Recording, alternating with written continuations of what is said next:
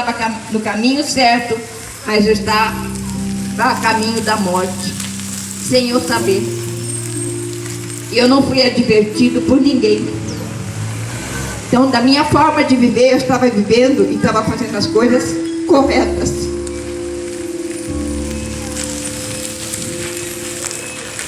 Como é importante a gente conhecer a verdade.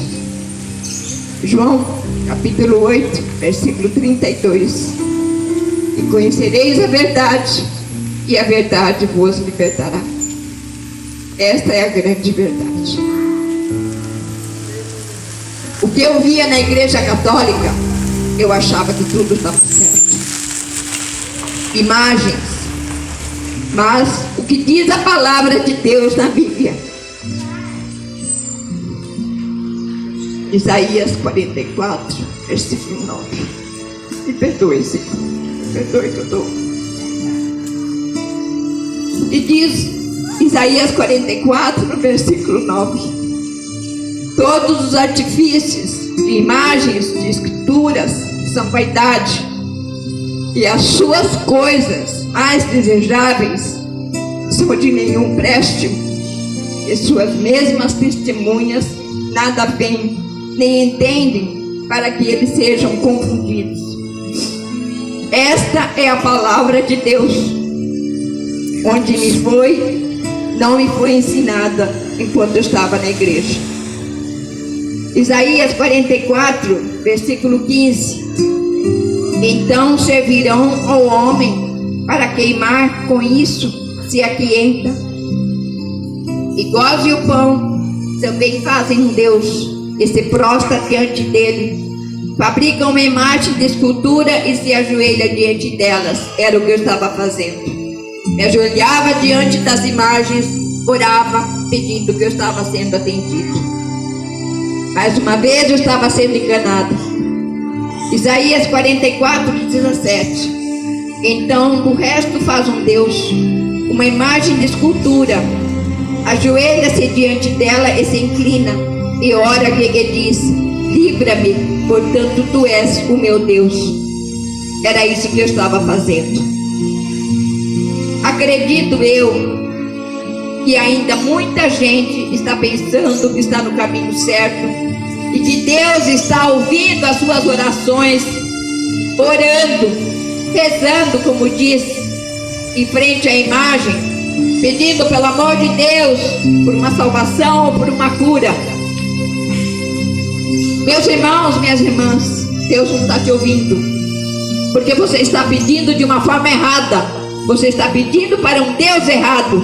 Você está pedindo para o demônio, não para Deus. Deus vivo não tem imagem.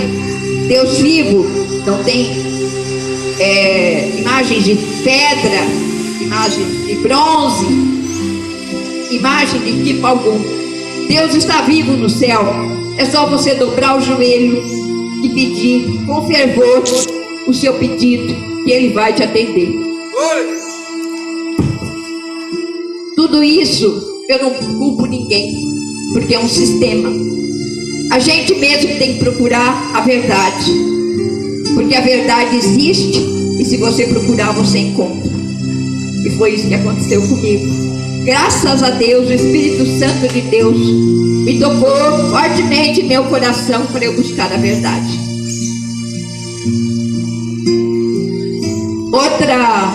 Como é que eu posso dizer? Outra coisa que se pratica na igreja católica: confessar para o padre no confessionário.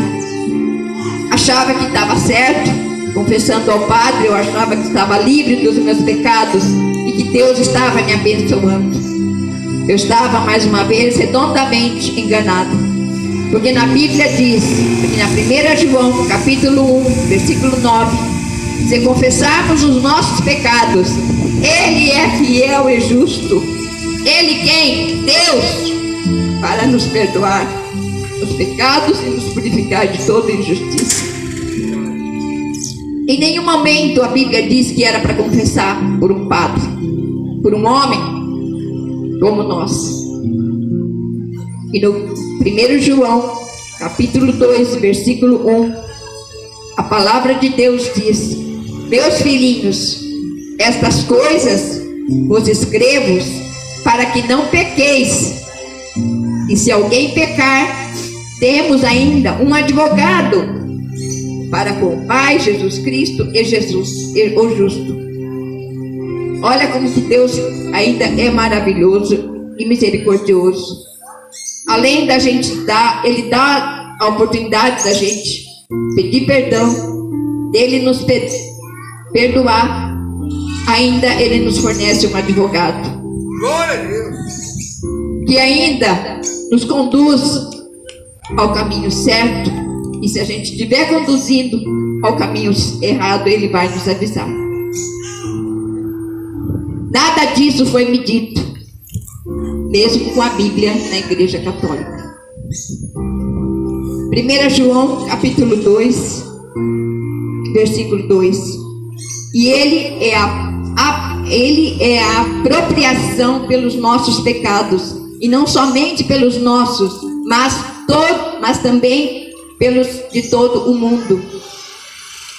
Aqui a palavra está dizendo o seguinte, que Deus está disponível a pessoas do mundo inteiro. É só procurar. É só querer encontrar a verdade verdadeira. Não ir atrás das palavras do homem, porque o homem inventa a cada minuto, com a sua insatisfação, ele acaba inventando até religião, e religião orientada pelo demônio. Em nenhum momento, pelo que eu vi na passagem bíblica, diz para confessar ao padre. Isso foi mais uma mentira que foi criada pela igreja e espalhada para as suas ovelhas. Outra coisa que eu nunca ouvi falar é sobre o nosso corpo. O que é necessário aprendermos e nunca me foi ensinado. 1 Tessalonicenses capítulo 5, versículo 23. E o mesmo Deus de paz vos santifique em tudo, e todo o vosso espírito e alma e corpo sejam plenamente conservados, irrepreensíveis para a vinda do nosso Senhor Jesus Cristo. Em nenhum momento foi me dito que o meu corpo humano é importante para Deus, que ele me foi emprestado e que eu devo cuidar, e que eu devo devolver ao Senhor meu Pai quando eu descer da sepultura. Que eu não devo fazer nenhum risco na minha pele, não devo usar nada, adornos, porque este corpo não é meu e não me pertence, e sim pertence a Deus. Sobre maquiagem, no 2 Reis, no capítulo 9, versículo 30, diz a palavra: e Jeú veio a Jezreel, o que ouvindo Jezabel se pintou em volta dos olhos e enfeitou a sua cabeça e olhou pela janela. Mais uma vez aqui, a palavra de Deus está mostrando o que nós fazemos com os nossos corpos, enfeitando ele de tudo quanto é jeito, sem a permissão de Deus, porque isso não é permitido para Deus. Outra coisa, sobre cortar o cabelo, na 1 Coríntios, capítulo 11, versículo 15, mas ter a mulher cabelo crescido lhe é honroso, porque o cabelo lhe foi dado em lugar do véu.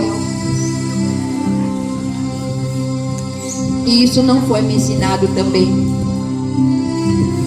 Se nós temos um cabelo, é para ser deixado como ele é, não é para mexer. Sobre tintura no cabelo também, Mateus 5, versículo 36, nem jurarás pela tua cabeça, porque não podes tornar um cabelo branco ou preto. Você tem que continuar com a cor do cabelo que Deus lhe deu. Se Ele te deu essa cor, é porque Ele achou graça. É porque para você aquela cor iria bem. E assim nós temos que respeitar o nosso Pai que nos fez tão perfeito e que até agora o ser humano não consegue imitar, em fazer o ser humano igual. Sobre saias, Lamentações, capítulo 1, versículo 9, a palavra diz: TT, a sua imundícia está nas suas saias. Nunca se lembrou do seu fim, por isso foi pasmosamente abatida. Não tem consolador. Vê, Senhor, a minha aflição, porque o inimigo se engrandece. O inimigo, ele faz de tudo para fazer tudo ao contrário que Deus nos fez. E as pessoas, os seres humanos, caem na conversa, porque vão atrás de modas, vão atrás de vaidade e tudo mais. E assim, estão indo para o fogo do inferno, sem perceber, ou muitas vezes, sabendo que vai para o fogo do inferno, mas mesmo assim, prefere estar em vaidade. A outra advertência que eu acho gravíssima, também que não me foi dito, que não me foi ensinado, que não me foi alertado pela Igreja Católica, é a seguinte: é sobre o adultério. E que a Bíblia diz no Marcos capítulo 10, versículo 11: e ele lhes disse: qualquer que deixar a sua mulher e casar com outra, adultera contra ela. É bem claro esta palavra. No Marcos 10, versículo 12: e se a mulher deixar o seu marido e se casar com outro, adultera-se também. Por quê? Porque está na moda as pessoas falarem: eu casei, não deu certo, eu vou me separar e eu vou escolher uma outra pessoa para me conviver. Está virando tão normal isso que Deus está chorando. Porque nem permissão a Deus as pessoas estão pedindo mais. As pessoas nem falam para Deus, nem pedem para Deus encontrar um bom marido para elas. Elas escolhem da maneira delas e acabam se adulterando. Mesmo a gente avisando que é adultério, fica dito por não dito. Em Mateus 19, versículo 9: eu vos digo, porém, que qualquer que repudia sua mulher, não sendo por causa de prostituição, e casar com outra, comete adultério. E o que casar com a repudiada também comete adultério. No Êxodo, capítulo 20, no versículo 14, diz: não adulterarás. Em Romanos, capítulo 7, versículo 2: porque a mulher que está sujeita ao marido, enquanto ele viver, está-lhe ligado pela lei, mas morto o marido está livre da lei do marido. E no Romanos 7, versículo 3: de sorte que vivendo o marido será chamado adúltera, se for de outro marido, mas morto o marido, livre está da lei, e assim não será adúltera, se for do outro marido. E é a mesma coisa que estava acontecendo comigo.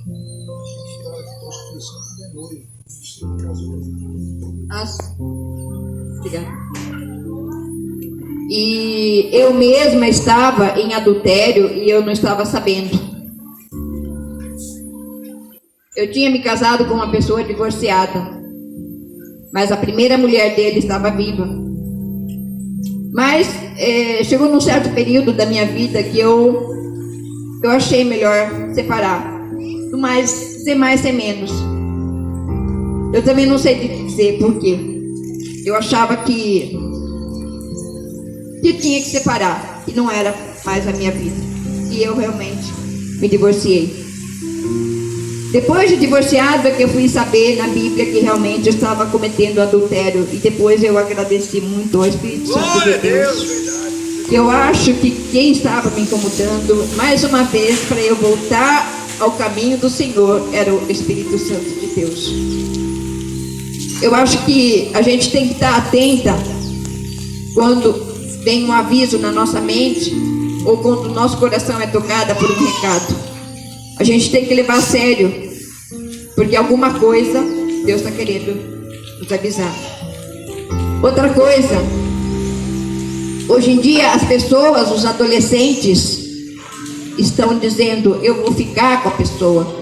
Mas nesse ficar com a pessoa, está rolando muita coisa, muito beijo, muito abraço, muito sexo. E isso é um adultério também. Eles estão cometendo, é uma porta aberta para o inferno, para ser condenada no lago do fogo do inferno. Então, adolescentes, se preocupem, procurem a Deus, peça para Deus te orientar se vocês estão fazendo algo errado, porque com certeza Ele vai te avisar. Não se deixa dominar por um mal do demônio, não se deixa dominar por algo gostoso, por algo feliz, momentaneamente, porque no céu Deus espera para lhe dar para vocês uma felicidade eterna, onde você vai poder viver com o próprio Deus, onde vai ser tudo alegre, onde vai ser tudo bom, onde você não vai precisar chorar, onde suas lágrimas serão limpadas pelo próprio Deus. Creia, da mesma forma que existe o inferno, existe o céu todo-poderoso. E que se vocês, é a oportunidade agora de vocês buscarem a Deus, porque Ele está voltando. Não esperem Ele voltar, porque não vai dar tempo de vocês se arrepender. Se arrependam agora, no seu dia a dia, para vocês estarem prontos, para quando Jesus chegar, vocês subirem com Ele. Isto é uma advertência, isto é um aviso, que eu acho que quem está ouvindo gostaria que levasse a sério. E eu agradeço em nome do Espírito Santo. Amém. Glória a Deus. Vamos para Jesus. Nosso testemunho da nossa querida irmã Maribete, que ela é uma pessoa que é enganada pela religião, mas pela sua infinita misericórdia, Jesus mostrou o caminho a ela, o caminho da sua justiça, porque só podemos nos salvar através, mediante a lavagem pela palavra pura e genuína dada pelo Espírito Santo. Passou-se, olha Deus, ela passou praticamente a vida dela toda quando ela foi enganada pela religião. Ela passou a parte quando ela foi enganada pela idolatria das imagens. Ela passou a parte quando ela caiu no adultério, quando ela casou novamente, depois ela veio o divórcio. Mas irmãos, quando ela disse em caso de prostituição que o homem pode largar a mulher, é quando o homem é noivo. Porque no tempo judeu eles tinham uma parte que eles se ajuntavam, mas eles não tinham, olha Deus, relação alguma. Eles moravam juntos por um tempo, até consumar o casamento demorava algum tempo. Por isso que se a mulher naquele prazo, onde eles estavam noivos, se ela, no caso, traísse o marido, ele poderia repudiá-la, porque ainda não era consumado o casamento. A partir do casamento, que o homem casar com a mulher e ele separar, ou a mulher trair, é prostituição. No caso de prostituição, aleluia Deus, o adultério, Deus pede para que o homem venha, aleluia Deus, perdoar a mulher, para que ele venha verdadeiramente, aleluia Deus, pela misericórdia de Deus, venha perdoá-la. O caso ele não querer perdoar, ele não tem o coração para o perdão, que ele venha separar, mas ele é proibido de casar novamente. Que Deus abençoe a cada um, para que nós não venhamos cair no engano do pecado, e Jesus é maravilhoso.